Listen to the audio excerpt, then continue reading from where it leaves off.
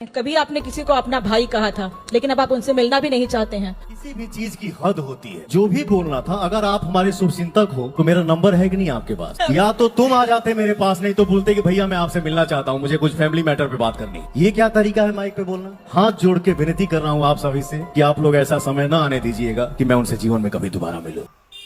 So hello guys, कैसे हो आप सब भाई लोग? अच्छा खासा स्वस्थ होंगे, मत होंगे भाई लोग।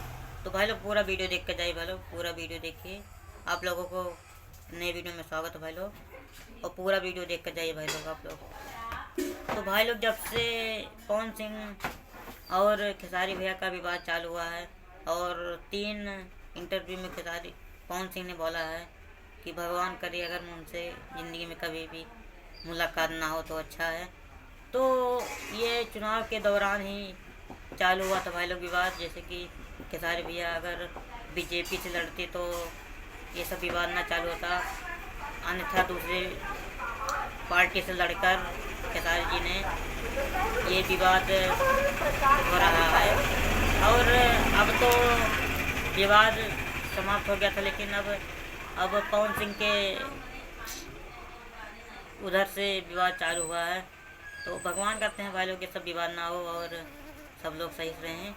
और आगे आप लोग क्या कमेंट करना चाहते हैं भाई लोग, पूरा वीडियो देखिए।